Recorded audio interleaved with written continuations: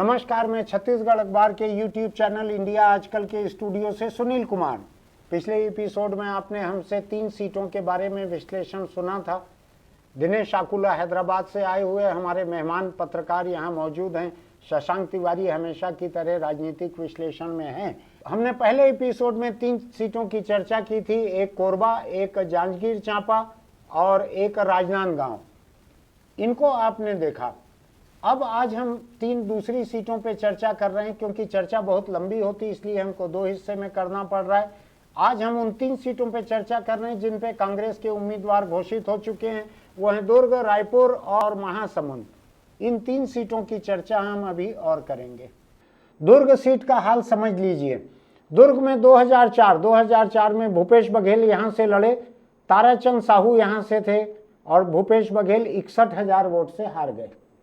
ठीक है, इससे ज्यादा वोट से तो रायपुर से हारे थे भूपेश, ऐसा तो नहीं है? इससे कम से 78, 58, 59,000 करीब, 59, थोड़ा ही सा कम था, करीब करीब बराबर था। 2009 का लोकसभा का चुनाव प्रदीप चौबे हमारे मित्र हैं, वो लड़े थे दुर्ग से। उनके सामने सरोज पांडे थी। सरोज पांडे ने 9,954 वोट से हरा दिया। कम वोटों से हारे थे प्रदीप चौबे। रविंद्र चौबे जी के बड़े भाई हैं, सज्जन हैं, सोचने विचारने वाले हैं। इन्होंने अभी फेसबुक पे राहुल गांधी के एक भाषण की आलोचना करते हुए लंबी टिप्पणी की है। थोड़ा देखिएगा उसको, प्रदीप चौबे के फेसबुक पेज को उठाकर। 2014 ताम्रध्वज साहू कांग्रेस से लड़े। सरोज पांडे उनके सामने थी, जो कि सांसद थी वहां की। 16,000 वोट से ताम्रध्वज साहू जीत गए। यहां से 11 सीटों में छत्तीसगढ़ की जीतने वाले अकेले ताम्रध्वज साहू थे। ठीक है, इसी वजह से वो CWC के मेंबर बनाए गए। इसी वजह से वो कांग्रेस के OBC प्रकोष्ठ के अध्यक्ष बनाए गए। इसी वजह से वो खड़गे, सोनिया, राहुल सबकी नज़रों में आ गए। इसी वजह से वो बड़े नेता वहां पे बने। एक प्रदेश से लोकसभा में अकेला व्यक्ति पहुंचा था, ऐसा ही था हैं? इसके बाद 2019 का चुनाव, और ये मैं 2014 का वो नतीजा बतला रहा था जब चारों तरफ मोदी की लहर थी। उसके बीच में ताम्रध्वज छत्तीसगढ़ से अकेले पहुंचे थे लोकसभा। 2019 प्रतिमा चंद्राकर भूतपूर्व विधायक को टिकट दी थी कांग्रेस ने यहां से। ये इसलिए बदला गया था क्योंकि ताम्रध्वज साहू तब तक विधायक बन के 2018 में मंत्री बन चुके थे। उनकी टिकट कटी नहीं थी सांसद की। 2019 प्रतिमा चंद्राकर कांग्रेस की उम्मीदवार, विजय बघेल भाजपा के उम्मीदवार। 3,90,000 से विजय बघेल जीते थे। 3,90,000 से 4 लाख में थोड़ा कसर रह गई थी। इसके बाद विधानसभा का चुनाव हुआ 2023 का। दुर्ग संसदीय सीट में जितनी विधानसभा सीटें आती हैं उनमें 1,28,000 वोट से कांग्रेस यहाँ हार गई थी। अब यहाँ दोनों पार्टी के कौन कौन कैंडिडेट हैं? भाजपा के तो विजय बघेल ही हैं, जिनको नहीं बदला है बीजेपी ने, क्योंकि वो हारे भी थे तो मुख्यमंत्री से हारे थे थोड़े से वोट से। कांग्रेस ने यहाँ से राजेंद्र साहू को उतारा है। राजेंद्र साहू जिला सहकारी बैंक के अध्यक्ष रहे। हाँ, आपको याद होगा ये भूपेश बघेल के काफी करीबी है। हाँ, और मुझे ध्यान आ रहा है 2018 में भी वो चाहते थे भूपेश बघेल कि उनको दुर्ग ग्रामीण सीट से मिल जाए, टिकट मिले विधानसभा।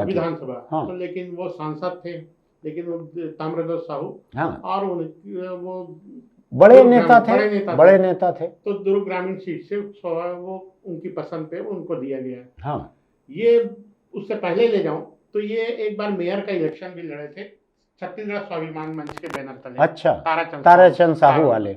और आपको बता दूं कि 1,000 से भी कम वोटों से वो डायरेक्ट इलेक्शन होता था उस समय, तो हारे थे वो राजेंद्र साहू। हाँ, अच्छी जमीनी पकड़ वाले नेता हैं। हाँ, और इस बार भी 2023 के लोक विधानसभा चुनाव में हाँ, भूपेश बघेल फिर चाहते थे कि ये सीट उनको सर्वे रिपोर्ट ताम्रध्वज साहू को बताते हुए कि आप कमजोर हैं, थोड़ा कमजोर हैं, आप सीट बदल दीजिए, आप बेमेतरा चले जाइए। बेमेतरा से भी विधायक रहे हैं, तो वो तैयार नहीं हुए, तो फिर इनकी दावेदारी रह गई। अब ये लोकसभा दिलाने में, टिकट दिलाने में ये सफल रहे। ये भूपेश बघेल की निजी प्रतिष्ठा जुड़ी हुई है जी राजेंद्र साहू के साथ। और यहाँ से कुछ दिन पहले तक ताम्रध्वज साहू ने बैठकें लेना शुरू कर दिया था। उन्हें उम्मीद थी कि खड़गे जी सपोर्ट करेंगे ही और वो टिकट मिलेगी, तो लेकिन ऐसा नहीं ताम्रध्वज हुआ। की पहली पसंद दुर्ग थी। पहली पसंद दुर्ग थी। अब राजेंद्र साहू के साथ इस बार जो मुझे समस्या पहली नजर में आ रही, उनके विजय बघेल तो पुराने कैंडिडेट हैं, मजबूत हैं, हाँ। बड़े वहाँ उनके समर्थक हैं भूपेश बघेल के, वो हो सकता है नांदगांव प्रचार में चले जाएं। हाँ हाँ, ये उनको एक खतरा हो सकता हाँ। है। दुर्ग पाटन से खुद विधायक हैं, हाँ। वो लड़ रहे हैं, वो लड़ रहे हैं वहां से, तो एक सीट पाटन वैसे ही वैक्यूम हो गया, वैक्यूम हो जाता है। अब 2 ही तो टोटल विधायक हैं। हाँ। एक पाटन है और दूसरे दुर्ग भिलाई शहर देवेंद्र यादव है। हाँ। तो देवेंद्र यादव जिस तरह से ईडी के मामले में जमानत के लिए एक कोर्ट दूसरे कोर्ट तीसरे कोर्ट घूम रहे हैं, मैं बोलना नहीं चाहता लेकिन हकीकत है जिंदगी की, क्या करें कि पोलिंग के दिन चुनाव अभियान के दौरान देवेंद्र यादव कहाँ रहेंगे इसका कोई ठिकाना थोड़ी है कि हर कोर्ट उनको एडवांस में जमानत देते चलेगा, जरूरी नहीं है। आपके कहने का मतलब यह है कि दुर्ग संसदीय सीट जो है, एक बुरी नौबत उसमें यह आ सकती है कि कांग्रेस का 2 में से एक भी विधायक वहां प्रचार के लिए ना रहे। इसके अलावा जो ताम्रध्वज साहू खुद महासमुंद सीट से लड़ रहे हैं, हाँ, तो एक कैंडिडेट भी कम हो गया। उसके बाद ताम्रध्वज का बता दूं, ताम्रध्वज धंधा से विधायक रहे, बेमेतरा से विधायक रहे, दुर्ग ग्रामीण से विधायक रहे, 3 अलग अलग क्षेत्रों से उस इलाके, और खुद सांसद भी रहे हैं। उनकी अपने पूरे क्षेत्र में पहुंच है, तो वो शिफ्ट हो जाएंगे, वो लाव लश्कर डेरा लेकर महासमुंद चले जाएंगे। तो थोड़ा सा ये इनके लिए आसान नहीं है, ये पहली नजर और में। विजय बघेल ने अभी पाटन में अभी लगातार महीनों तक काम किया हुआ है और पाटन के साथ साथ अगल बगल भी काम किया होगा भाजपा के विधानसभा कैंडिडेट, और मुख्यमंत्री की लीड को 10,000 कम किया। तो ये सारी चीजें इनके ये स्थिति दिखा रही है अभी। तो कांग्रेस के लिए तो मुझको दुर्ग संसदीय सीट जैसे खाली दिख रही है, नेता कैंडिडेट विधायक सब वहां से हट जाएंगे जी। छत्तीसगढ़ी में इसके लिए कहावत है, बताऊं क्या जी? उसको कहते हैं मरे रोवैया न मिले, यानी कोई मर जाए तो रोने वाला ना रहे। मैं किसी के जीने मरने की बात नहीं कर रहा, मैं भाषा की खूबसूरती बतला रहा हूँ। छत्तीसगढ़ी भाषा की खूबसूरती देखिए। ये बात नया रायपुर में जो सन्नाटा दिखता है ना पूरे के पूरे शहर का, उसके लिए मैं कई बार ये लाइन कहता था कि मरे रोवैया न मिले, ऐसा सन्नाटा है। लेकिन शशांक जैसा दुर्ग संसदीय सीट से हर नेता को बाहर भेज रहे हैं। भूपेश और उनके कार्यकर्ता तुम उधर चले जाओ, ताम्रध्वज और तुम्हारे कार्यकर्ता तुम उधर चले जाओ। जो असरानी एक फिल्म में कहता है ना, बाकी मेरे पीछे आओ, पीछे रहता नहीं है कोई भी। अच्छा, इसमें एक ऐड करना चाहूंगा, जो कांग्रेस की तरफ से जो है, ये हो सकता है कि फ्रेश ब्लड आए, सेकंड लेवल जो काम करने वाला उनको एक्सपोजर मिल सकता है। हाँ, ये बात आप अच्छी बोल रहे हो। तो वो हो सकता है कि वो ज्यादा डायनामिक वे में काम करें, जो टिकट लेने के नेक्स्ट इलेक्शंस के लिए टिकट लेने का एस्पिरेंट्स हो। हाँ, ये बात तो है। वो अपना पूरा एक जब वैक्यूम बनता है तो वहाँ हवा को, फ्रेश एयर को आने का मौका मिलता है। और बीजेपी के लिए क्या दिक्कत क्या होगा कि आप आपदा में अवसर ढूंढ ले रहे हो। नहीं, मैं आपको बता रहा हूँ कि वो लोग क्यों सीट मतलब दे रहे हैं। वो लोग भी तो सोचे होंगे ना। जो कांग्रेस जब सीट दे रही है उनको भी पता होगा ये सब वैक्यूम हो रहा है। तो इसमें क्या होता है, जो ऑपोजिशन जो रहता है उनको नए प्लेयर्स का ये तो है, स्ट्रेंथ पता नहीं रहता। ये तो है, तो काउंटर करने में दिक्कत होती है जब नया फ्रेश ब्लड आता है। तो आप देखो ना, इसी डिबेट को, इसी डिस्कशन को देख लो। It is not a debate, इसी डिस्कशन को देख लो। मैं और शशांक बार बार बात करते हैं, ये फ्रेश पर्सपेक्टिव हमको मिलता नहीं है। आज आप नया ब्लड आ गए हो यहाँ पे, तो नया नजरिया सामने आ रहा है। मतलब ये सोचिए कि कांग्रेस भी कोई छोटी पार्टी नहीं है। बिल्कुल, मैं सपोर्ट नहीं कर रहा हूँ, मैं एक लॉजिस्टिक वे में आपको बता रहा हूँ कि वो भी तो सोच रही होगी कि एक आदमी को दे रहे हैं, कैंडिडेट हम दे रहे हैं, तो वो भी कैसे जीतेगा। कोई भी हारने के लिए चुनाव नहीं हारता है। आप बहुत बढ़िया बात बोल रहे हो कि अगर वहां पे खाली हो रही है सीट नेताओं से, तो हो सकता है उन नेताओं के नीचे के जो लोग हैं, नई पीढ़ी के लोग जो हैं, वो उत्साह से सामने आए कि आज मुझको साबित करने का मौका मिलेगा। ये लोग अभी 2028 का जो विधानसभा चुनाव है, उसके लिए सीट के लिए अभी से वो बैटिंग करना शुरू कर। बहुत बढ़िया। आप अगले चुनाव को लेके भी दोनों पार्टियों की नींद हराम करते दिख रहे हो। मैं अगले सीट पे आता हूँ। अगली सीट है रायपुर संसदीय सीट। बड़ी ही दिलचस्प सीट है। यहाँ पर छत्तीसगढ़ में भाजपा के सबसे बड़े नेता, जी, सबसे बड़े यानी जो सबसे पुराने विधायक हैं, सबसे अधिक तजुर्बे वाले हैं, जी। 8 बार के हैं, 8 बार के विधायक। बृजमोहन अग्रवाल, उनको पार्टी ने यहाँ से उम्मीदवार बनाया है। बहुत ही बड़े नेता हैं वो, एक भी उपचुनाव लड़वाते हुए वो हारे नहीं हैं। जहाँ उनको संचालक बनाते हैं वहाँ पार्टी को जिता देते हैं, खुद हर बार जीते हैं। कॉलेज शायद एक बार हारे हैं, किसी ने, पिछली बार मैंने कह दिया था कि कॉलेज से लेके अभी तक कभी नहीं हारे हैं, तो एक किसी ने मुझको मैसेज किया था कॉलेज का एक चुनाव हारे हैं, ऐसा तो हो सकता है कॉलेज का हारे हैं। विधानसभा एक भी नहीं हारे हैं बृजमोहन अग्रवाल। वो भाजपा के यहाँ से कैंडिडेट बनाए गए हैं, अभी विधायक हैं। वो प्रदेश में सबसे ज्यादा लीड से जीतने वाले विधायक हैं। जाहिर है कि उनकी संभावना सांसद बनने की बहुत ज्यादा है। मेरा ये मानना था दिनेश की बृजमोहन के मुकाबले का कोई बहुत लाइट वेट रहता ना कोई कैंडिडेट, वो भी यहाँ से जीत सकता था बीजेपी का।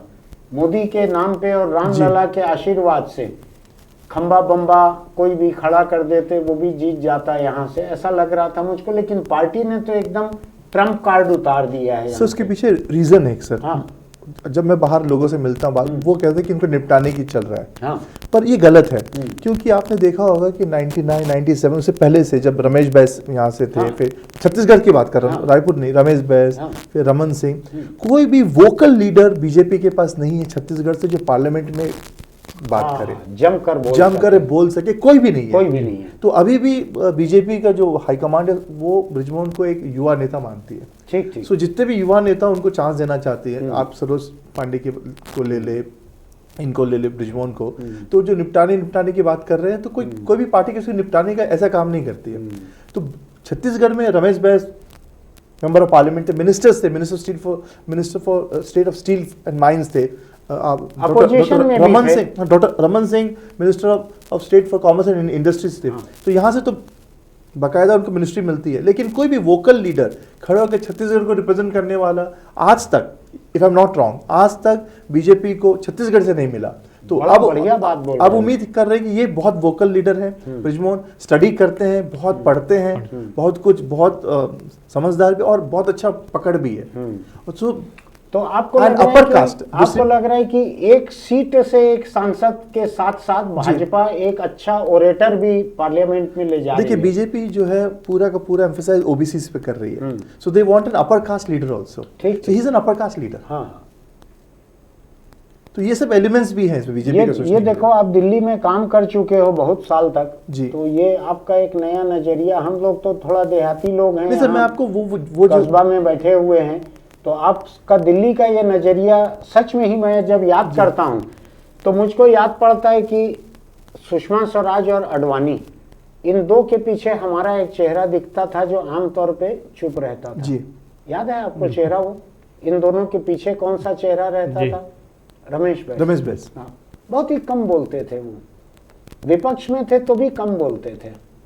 तो आप ये बात ठीक बोल रहे हो कि बृजमोहन अग्रवाल की शक्ल में न केवल छत्तीसगढ़ के मुद्दों पे बल्कि पूरे देश के मुद्दों पे अगर कांग्रेस को काउंटर करना है या भाजपा की किसी नीति पे बोलना है तो बृजमोहन अग्रवाल एक बड़े मजबूत वक्ता हो सकते हैं। क्योंकि सर अभी तक बीजेपी के पास जितने भी लीडर्स हैं, वोकल लीडर, सब राज्यसभा लीडर्स हैं। हाँ। लोकसभा से कोई वोकल लीडर नहीं आ रहा। जो भी आ रहा है वो कुछ ना कुछ दूसरा बात करके कंट्रोवर्सी में फंस जा रहे हैं। बड़ा बढ़िया बात दिनेश आप बोल रहे हैं। मैं जरा से यहाँ के आंकड़े गिना देता हूँ। लोकसभा 2004 श्यामाचरण शुक्ला और रमेश बैस के बीच चुनाव हुआ, कांग्रेस 1,29,000 से हारी। 2009 भूपेश बघेल और रमेश बैस के बीच चुनाव हुआ, भूपेश बघेल 57,000 वोट से हारे। 2014 मोदी लहर का चुनाव हुआ, सत्यनारायण शर्मा को कैंडिडेट बनाया, रमेश बैस के मुकाबले कांग्रेस ने 1,71,000 से हार गए। मोदी की दूसरी लहर 2019 में प्रमोद दुबे को कांग्रेस ने कैंडिडेट बनाया, सुनील सोनी भाजपा के कैंडिडेट थे। 3,27,000 से ज्यादा वोटों से सुनील सोनी जीते। अब एक बात को समझ लीजिए आप, बृजमोहन अग्रवाल और रमेश बैस ये दो ऐसे नेता रहे रायपुर के, एक सांसद एक विधायक। इनके मुकाबले कांग्रेस पार्टी हर बार एक नया चेहरा दे देती है।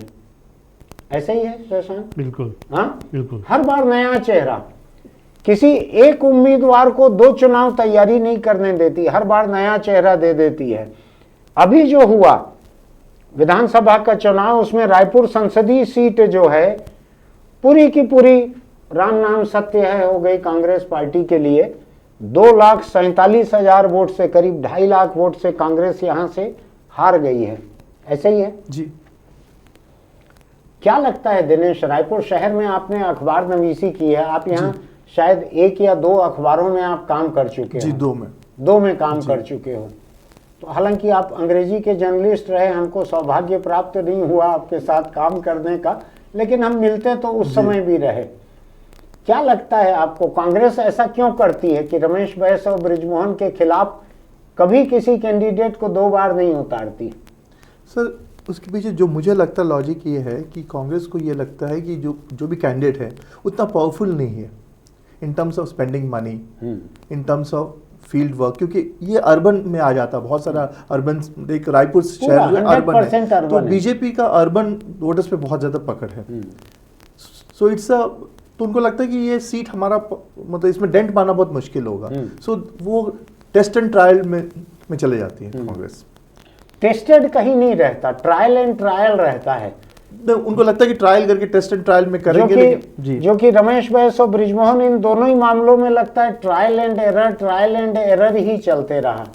कभी एरर के अलावा कोई रिजल्ट नहीं निकला। रायपुर सीट बिल्कुल वैसे ही है जो 1999 में आपका राजनांदगांव की सीट थी। वहाँ कोई लड़ना नहीं चाहता था कांग्रेस से, मतलब बीजेपी से, क्योंकि उनको लगता था कि इतना हेवीवेट कैंडिडेट है मोतीलाल वोरा, उनके सामने क्यों जीतेंगे। तो इसलिए लेकिन एक चीज बतलाऊं दिनेश, में रायपुर की विधानसभा सीट और लोकसभा सीट दोनों से लड़ने के लिए हमेशा 1 दर्जन लोग तैयार रहते आए हैं कांग्रेस के। बहुत पैसे वाले लोग हैं यहाँ पे, उनकी हसरत रही कि हम सांसद विधायक चाहे ना पाए, कैंडिडेट बन जाएं। ऐसा मुझको ध्यान है, पारस चोपड़ा कांग्रेस के, ये दोनों के लिए कोशिश करते रहे, लोकसभा के लिए भी विधानसभा के लिए भी, जो मिल जाए लड़ लें, ऐसा कोशिश। ऐसे और लोग भी हैं, बहुत सारे लोग। क्या लगता है शशांक, ये चुनाव को लेकर यहाँ से अभी कांग्रेस पार्टी ने विकास उपाध्याय, जो कि करीब 47,000 वोटों से राजेश मूणत से हारे हैं रायपुर पश्चिम का विधानसभा चुनाव, उनको कैंडिडेट बनाया है। बृजमोहन अग्रवाल एक हिंदूवादी भाजपा पार्टी के उम्मीदवार माने और कहे जाते हैं, उनके मुकाबले कांग्रेस ने अपने ऐसे नौजवान को उतारा है जो बहुत मेहनत करता है, बहुत पैदल चल सकता है, जो पूरे समय जिसके माथे पे ऐसा चंदन लगे रहता है, हाथों में वो बंधे रहता है, पूरा क्या बोलते हैं उसको, मौली बंधे रहती है, ढेर सारी, एकदम धार्मिक भावना से परिपूर्ण दिखते हैं। हमने अपने चैनल पे इंटरव्यू के लिए स्टूडियो में बुलाया था उनको, वो एकदम भगवा धोती कुर्ता ऐसा किसी पूजा से ही उठ के आ गए थे। विकास उपाध्याय, उनको टिकट दी है।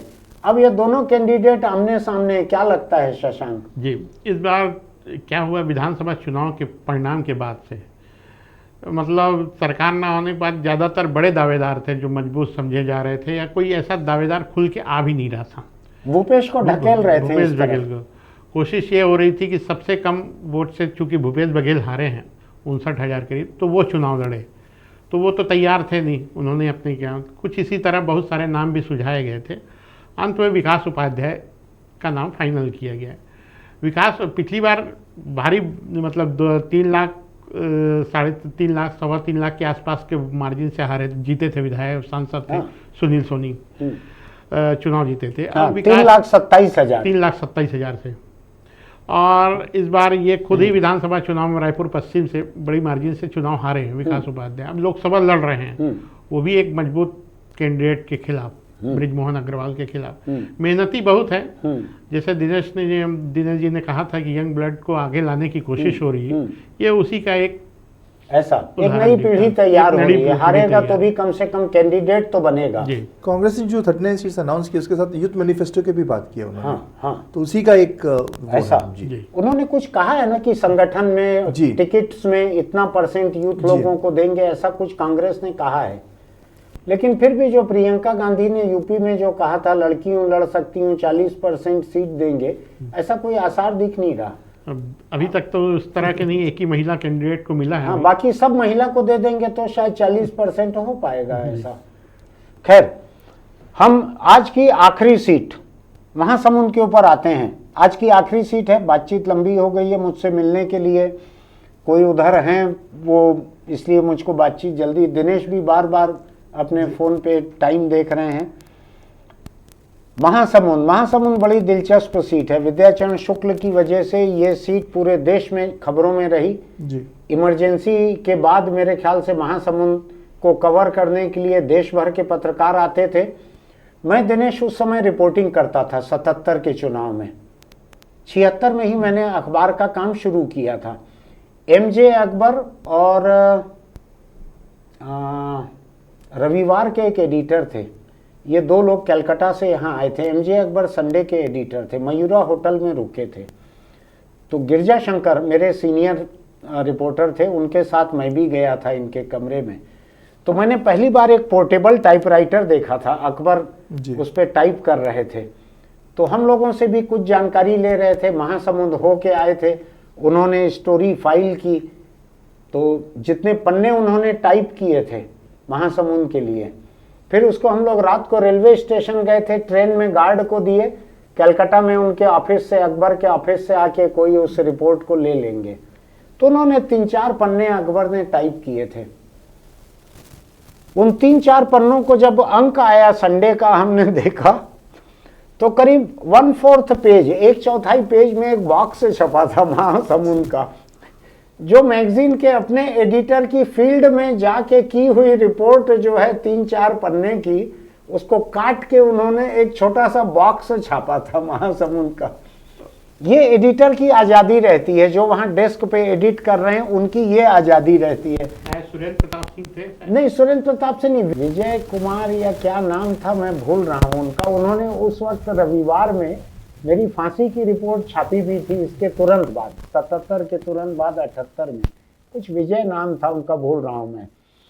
तो ये मेरा महासमुंद के चुनाव का देखा हुआ है। मैं थोड़ा सा पढ़ देता हूँ। महासमुंद में 2004-2003 में अजीत जोगी पूरा प्रदेश हार गए थे। सरकार को पलटने की कोशिश की, भाजपा की बनती हुई सरकार को खरीद बिक्री ये वो सब हुआ।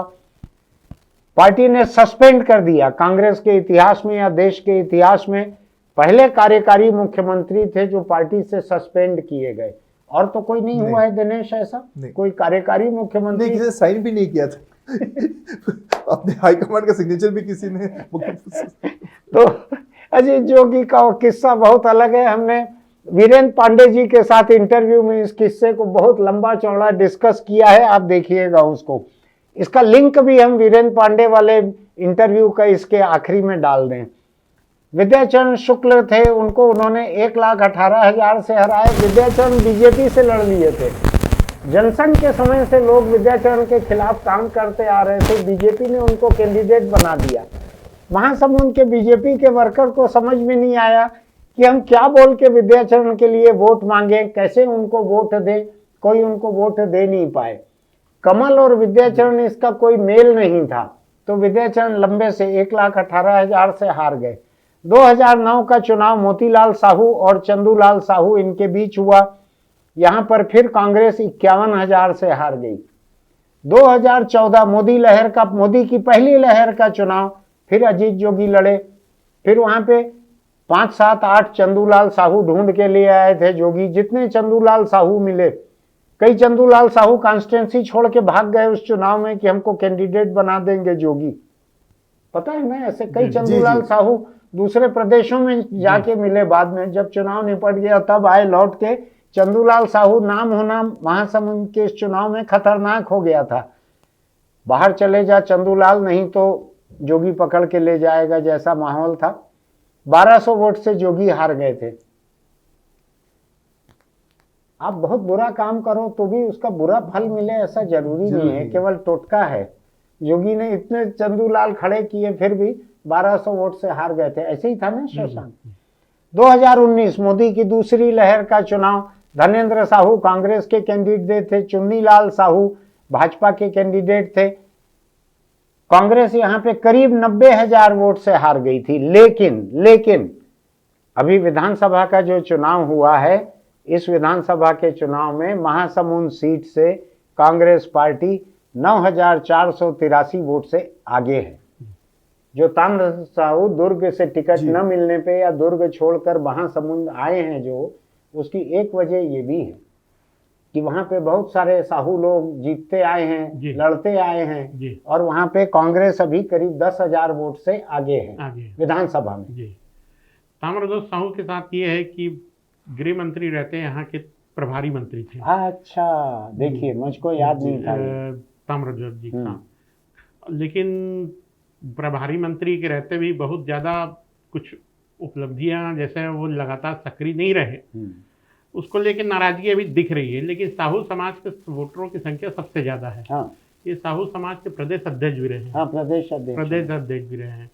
और उनके खिलाफ भाजपा से है रूप कुमारी चौधरी, जिला अध्यक्ष भी है, संसदीय सचिव भी रही है। और इसमें दिक्कत ये है कि पुराने जो विधायक थे धनेन्द्र साहू, वो भी टिकट चाहते थे, लेकिन उन्हें ना दी गई, उनको जगह में ताम्रध्वज को दिया गया। अभी एक जो और दावेदार हैं वो भी उसी लाइन पे जो चल रहे हैं, ये जो पार्टी छोड़ने की, चंद्रशेखर शुक्ला, उन्होंने भी अपना लोगों से कांग्रेस का मत्था वगैरह हटा दिए, प्रदेश महामंत्री है। अच्छा। और तो अभी थोड़ा सा विवाद जैसी स्थिति दिख रही है। लेकिन बड़े नेता हैं, पीडब्ल्यूडी मिनिस्टर भी थे, चुनाव लड़ने में सक्षम होंगे। कोई भी जो पीडब्ल्यूडी मिनिस्टर रहता है, अगले चुनाव में उसको कोई कमी नहीं रहती है। क्यों ऐसा होता है शशांक? अब ताम्रध्वज के बारे में तो बहुत सारी शिकायतें चुनाव के दौरान काफी प्रॉपर्टीज को लेके सोशल मीडिया में चलती रही।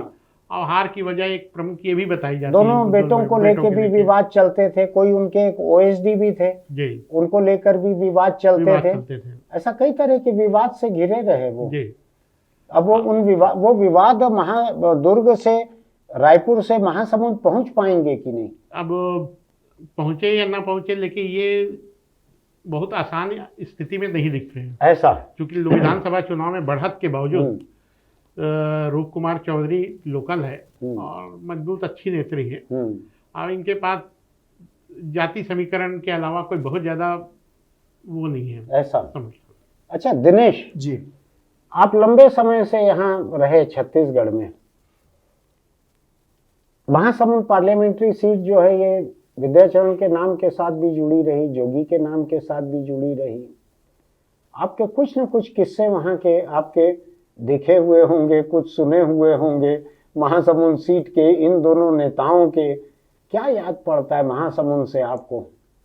सर, महासमुंद में बेसिकली आपको याद होगा कि जब इनको वीसी शुक्ला को जो टिकट दिया गया था, तो उस समय जो जैसे आपने कहा वही है बेसिकली कि सब कंफ्यूज हो गए थे कि वीसी शुक्ला जो कांग्रेस के इतने बड़े लीडर हैं, तो उनके नीचे कमल का जो लोगो था और जो सिंबल था, वो लोगों को कंफ्यूज, तो लोगों को लगा कि गलती से छप गया। तो इसीलिए एक बहुत बड़ा जो इंसिडेंट हुआ था, जो कि वहां पर सभी ने कैंपेनिंग करना बीच में रोक दिए थे बीजेपी वाले। अच्छा। क्योंकि हम भी उस समय, मैं भी था तो मैं भी जाता था वहां पर। तो लोग बोले कि यार हमको समझ में नहीं आ रहा है कि ये हम कैसे वोट मांगेंगे वीसी शुक्ला, क्योंकि V C Shukla directly proportional to Congress बिल्कुल उस समय। बिल्कुल। और कुचल के इमरजेंसी में मारा था वहां पे भाजपा के लोगों को। महासमुंद में, रायपुर में जगह जगह अरेस्ट हुए थे लोग। अभी जो मीसाबंदी वाली जो पेंशन फिर से चालू हो रही है, ये पूरा मीसाबंदी कहाँ से आया था? ये इमरजेंसी के उसी विद्याचरण के दौर में आया था। ये संजय गांधी के, ये अब मैं ज्यादा बुरी बात बोलना नहीं चाहता, लेकिन ये संजय गांधी के गिरोह के मेंबर माने जाते थे विद्याचरण शुक्ला। ये संजय गांधी के सेंसर मिनिस्टर थे। हिटलर का गोइबल जैसे कहा जाता था, ऐसा विद्याचरण को माना जाता था। विद्याचरण के लिए मेरे मन में इमरजेंसी के पूरे तजुर्बों को लेके कभी जीवन में सम्मान दोबारा उनके लिए नहीं हो पाया। ऐसा भी नहीं कि मैं उनके बहुत पहले से जानता था उनको। सर, आपको मेरा एक सवाल है, आपको याद भी होगा विधानसभा लोकसभा चुनाव के समय, उस समय दिग्विजय सिंह और मोतीलाल वोरा चुनाव प्रचार के लिए आए थे। दिग्विजय सिंह का तो भाषण होने दिए, लेकिन जैसे ही मोतीलाल वोरा भाषण देना शुरू किए, जोगी समर्थकों ने खूब हंगामा किया, भाषण भी नहीं कर पाए थे। Sir just coming back to this, जो आपने तो हमारा पूरा हो गया सीट, तो आप दोनों से सवाल है कि बीजेपी तो 400 अब की बार 400 पार कर रहा है, कांग्रेस किस बात को लेके जाएगी लोगों के बीच में? बताओ शशांक, कांग्रेस क्या बात को लेके जाएगी छत्तीसगढ़ के मतदाताओं से लोकसभा के लिए वोट मांगने के लिए? क्योंकि उनका पास कोई लीडर नहीं है, जैसे राहुल गांधी पीएम कैंडिडेट है या खड़गे कैंडिडेट है, कोई है ही नहीं। तो इस बार जो है जैसे बीजेपी है तो उनके पास एक फेस है, एक थर्ड टाइम एक वेव वो चाह रहा, और बड़ा वेव, क्योंकि जो 400 का मार्जिन है वो इसलिए चाहती है कि वो एक रिकॉर्ड क्रिएट करना चाहते हैं, जवाहरलाल अपने राजीव गांधी से ज्यादा सीट हमको मिली। इंदिरा गांधी के शहादत के बाद जो सीटें मिली थी कांग्रेस को, देखिए मोदी जी दो चीज करना चाहते हैं, एक ही wants to be the longest serving prime minister, Jawaharlal Nehru को हराकर, बिल्कुल 15 साल का कुछ वो रिकॉर्ड तोड़कर, और दूसरा 400 पार 411 कुछ राजीव गांधी का। बिल्कुल कांग्रेस के पास क्या मुद्दा है? देखिए मुझे जो समझ में आ रहा है, पहले ये लोग जाति जनगणना का मुद्दा उठाए थे राहुल गांधी ने, लेकिन ये छत्तीसगढ़ में ये भोथरा साबित होगा। बिल्कुल, इसलिए क्योंकि भूपेश सरकार ने खुद ये करा के रखा हुआ है, ये है पब्लिक क्वांटिफाइबल डाटा, क्वांटिफाइबल आयोग की रिपोर्ट को सार्वजनिक नहीं किया।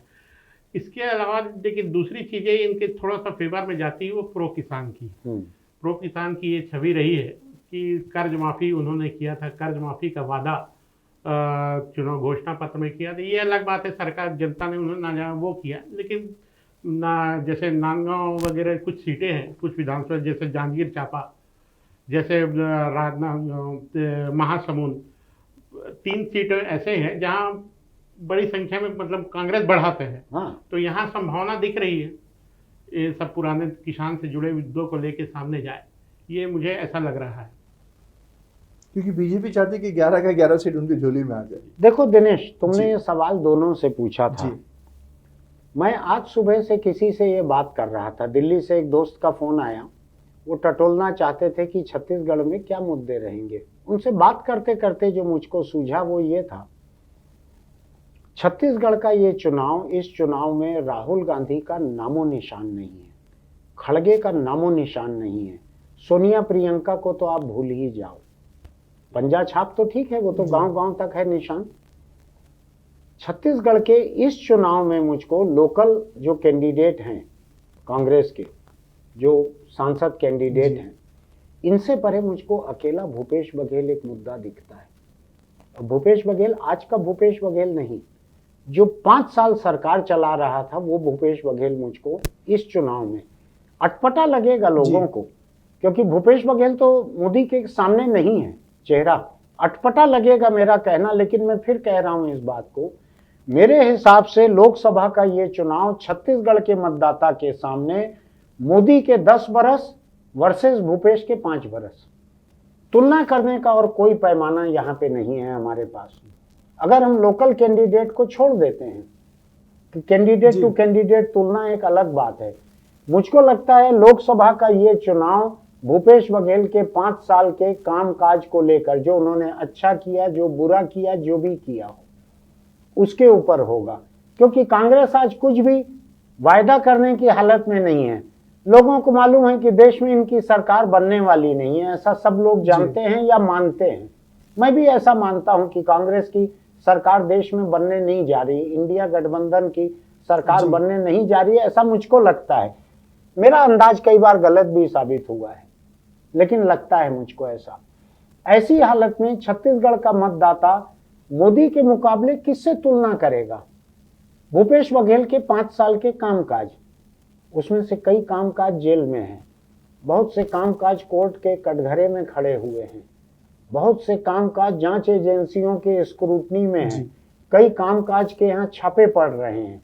लेकिन जो शशांक ने जो कहा कि प्रो किसान, किसान समर्थक जो एक छवि भूपेश की है, मैं उसको कहना चाहता हूं, पिछला चुनाव विधानसभा का, जिसमें दोनों ही पार्टियों ने किसानों के बारे में तरह तरह की घोषणा की। कांग्रेस ने घोषणा की कि हम कर्ज माफी करेंगे, 19 लाख कर्जदार किसानों को उसमें फायदा होना था। शायद 11 लाख करोड़ या 11,000 करोड़ रुपए कर्ज माफी में जाना था सरकार का। दूसरी तरफ ये अंदाज हो गया था सबको कि धान का दाम जो है ये बढ़ा के किया जाएगा। 3000, 3100, 3200 ये सब जो धान के जो दाम की जो चर्चा हुई, ये केवल इसलिए हुई कि भूपेश बघेल जो है उसने पहले ये किया था, धान का दाम बढ़ाया था, राजीव न्याय योजना के नाम पे एक्स्ट्रा पैसा दिया था। अभी भूपेश बघेल ने सवाल भी उठाया है कि अब ये सरकार जो एक्स्ट्रा पैसा दे रही है समर्थन मूल्य से ज़्यादा, इस पे सेंट्रल गवर्नमेंट की कोई चिट्ठी नहीं आई है कि राज्य सरकार को, जो भूपेश बघेल के समय आई थी।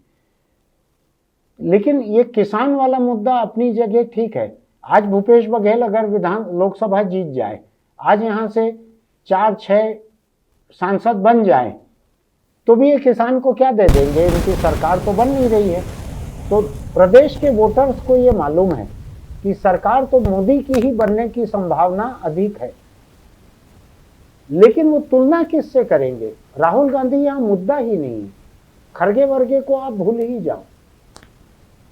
यहाँ मुद्दा केवल भूपेश के पिछले 5 साल और मोदी के पिछले 10 साल, यही तुलना है। ऐसा मेरा मानना है कि लोग जो हैं अभी रोज खबरों में देखते हैं कि भूपेश बघेल की सरकार के कौन कौन से स्कैंडल सामने आ रहे हैं। अभी और आएंगे, चुनाव सामने है तो अभी और ईडी से, आईटी से, किसी से, सीबीआई से कई चीजें अभी सामने आएगी और ताजा ताजा डिटेल सामने आएंगे। कई तरह की और चैट आएगी, कई तरह की और फोटो आएगी।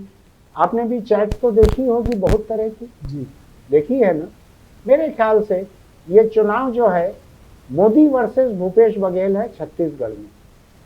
मुझको राहुल गांधी कहीं पिक्चर में नहीं दिखता। पिछले 2-3 पब्लिक स्पीच में उन्होंने जो ब्लंडर किए हैं राहुल गांधी ने, मुझको नहीं लगता कि राहुल गांधी किसी भी तरह से वोटर के कंसिडरेशन जोन में है, उनके सोचने विचारने के दायरे में मुझको नहीं दिखते हैं राहुल गांधी। आपको क्या लगता है? नहीं, बिल्कुल सही है, क्योंकि सर प्रॉब्लम क्या है कि वो अकाउंटेबिलिटी लेते नहीं है।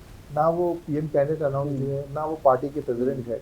He is just a candidate from Wayanad. मैं एक चीज सोच रहा था राहुल गांधी के बारे में, उसको मैं अलग से लिखने वाला था या यहाँ पे बोलने वाला था एक एडिटोरियल में, वो रह गया, मौका चूक गया मैं, लेकिन मैं यहाँ पे उस लाइन को यूज कर ले रहा हूँ। राहुल गांधी एक ऐसे नेता हैं जिनकी पार्टी के प्रति जवाबदेही शून्य, जिम्मेदारी शून्य, विशेषाधिकार 100%। वो जो चाहे बोल सकते हैं, वो जो चाहे कर सकते हैं। पार्टी में कोई उनसे जवाब नहीं मांग सकते। पार्टी के किसी मंच पे उनकी जवाबदेही नहीं है। पार्टी को जिताना जिम्मेदारी नहीं है। चुनाव पूरब में हो रहा है, वो पश्चिम में घूमते हैं। संसद निर्भया पे बहस करती है, वो लंदन में घूमते हैं। पार्टी उनको नहीं बोल सकती कि आप हर 15 दिन में, महीने में क्यों चले जाते हो विदेश, 5 साल में 50 बार आप विदेश क्यों चले गए। पार्टी नहीं पूछ सकती। पार्टी के पास सवाल नहीं है, राहुल गांधी को जवाब देने की जरूरत नहीं है।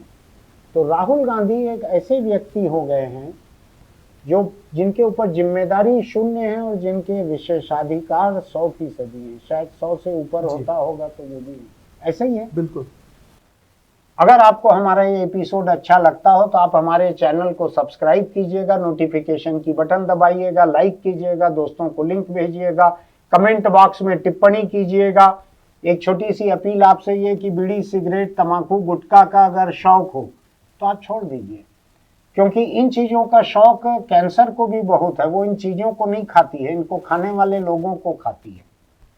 तो सावधान रहिए, अपने परिवार पे मेहरबानी कीजिए, सरकार के इलाज के खर्च पर मेहरबानी कीजिए, अस्पताल का एक चक्कर लगा के जरूर आइए। अगर आपको इन चीज़ों का शौक है तो किसी भी अस्पताल के कैंसर वार्ड में जाके आइए। लोगों का गाल कटा हुआ, लोगों का गला कटा हुआ जिस तरह से आपको दिखेगा, आपको समझ में आ जाएगा कि तंबाकू आपको कहाँ ले जाकर पटक कर कैसे मारेगा। बच के रहिए। फिर मिलेंगे।